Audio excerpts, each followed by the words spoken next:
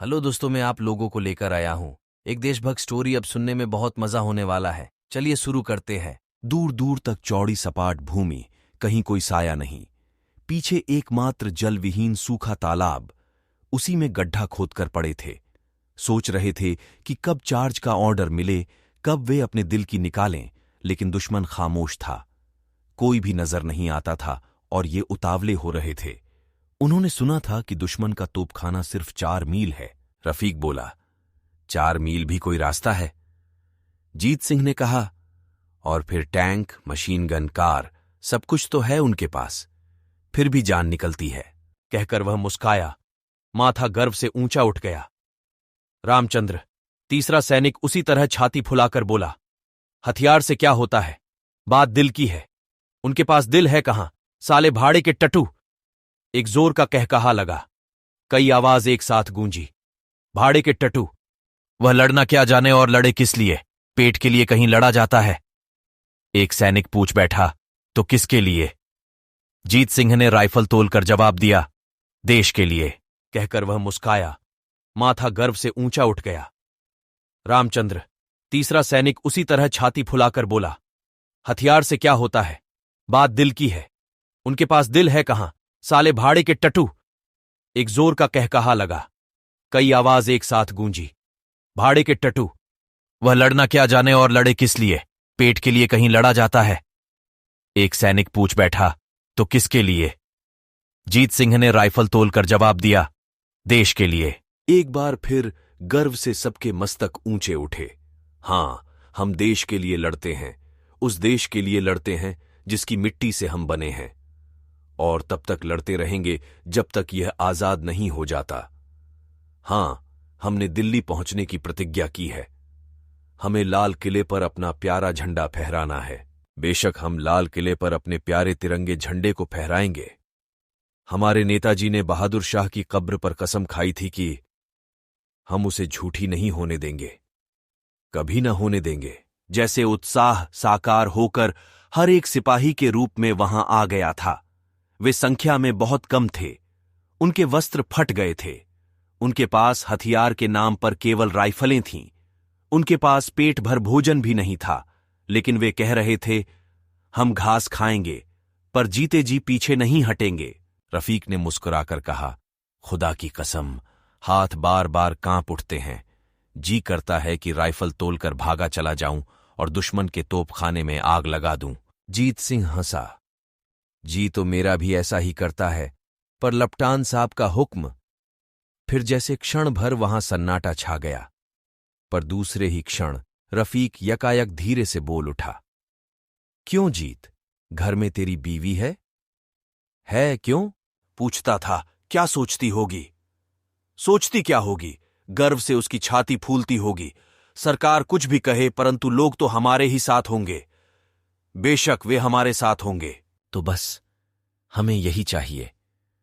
जब मैं भर्ती हुआ था तो मेरा दोस्त गोपाल बहुत गुस्सा हुआ था। कांग्रेसी है ना, लेकिन उसे क्या पता कि आज मैं भी उसी राह का राही हूं। लौट सका तो तभी उसके लेफ्टिनेंट कमांडर ज्ञान सिंह वहां आ गए। सिंह के आखिरी शब्द उन्होंने सुने, मुस्कुराकर कहा, लौटने की चिंता है तुम्हें? जीत सिंह का मुंह फक हो गया। वह खिसिया गया, परंतु दूसरे ही क्षण दृढ़ता से मुड़कर उसने कहा, नहीं नहीं लपटान साहब, मैं लौटना नहीं चाहता। मैं अपने दोस्त की बात कह रहा था जो मुझसे नफरत करता था। कमांडर बीच में बोल उठा, हां, मेरा भी एक दोस्त है, वह भी मुझसे नफरत करता है।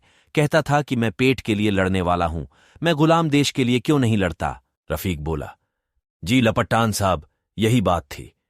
जीत यही कहता था, अगर लौट सका तो कहेगा।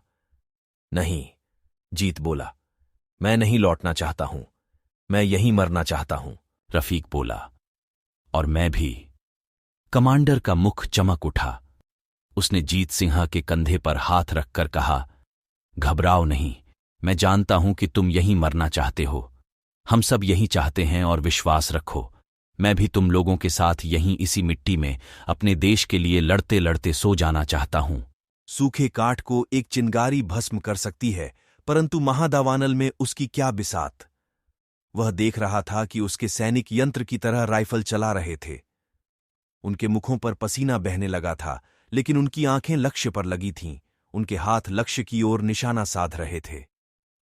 ये फुर्ती से पेटी खोलते, चढ़ाते और फिर दागते, दन दन दनादन, दनन दन दन। और इधर टैंक मशीन गन आग फेंकती, सैनिक हथगोले फेंकते और वह देखता। दोनों सैनिक गदगद हो उठे। उनके नेत्रों में गर्व की लाली और स्नेह का जल उमड़ा और अपनी सुगंध से सबके दिलों को महकाता हुआ दूर तक फैल गया।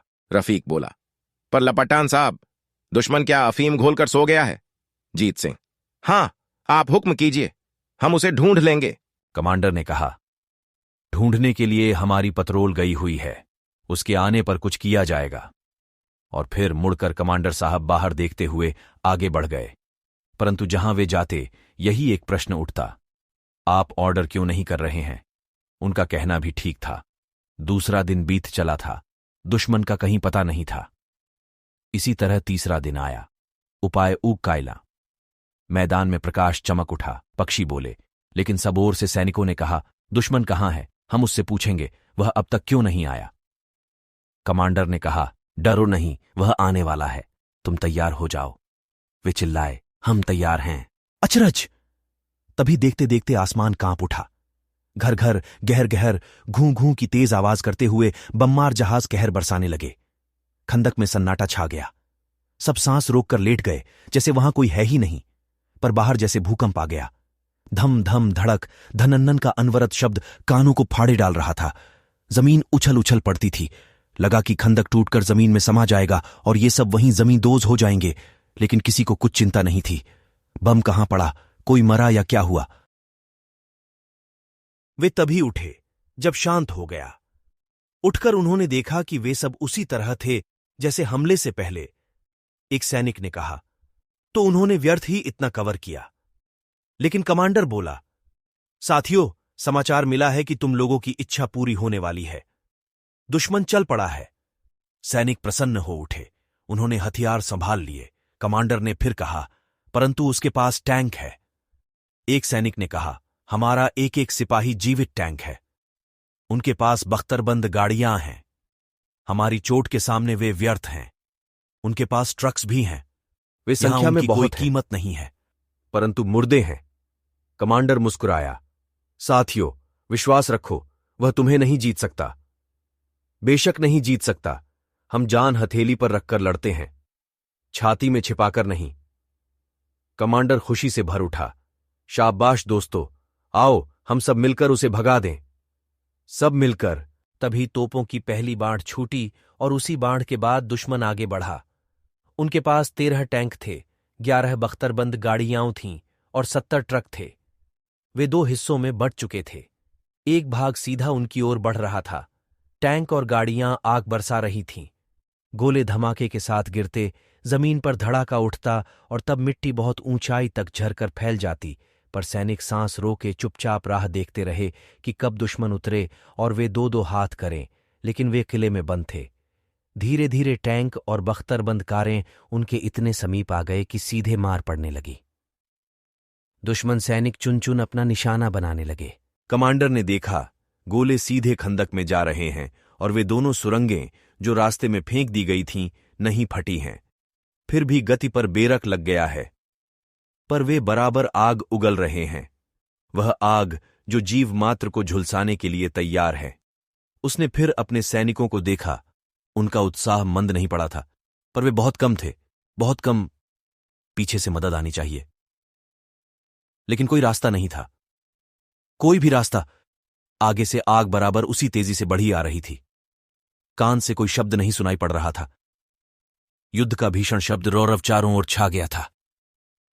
सैनिकों की राइफल की आग उनके सामने चिंगारी की तरह थी। नहीं नहीं, ऐसे नहीं होगा, नहीं होगा। इसी प्रकार वे सब भुन सकते हैं।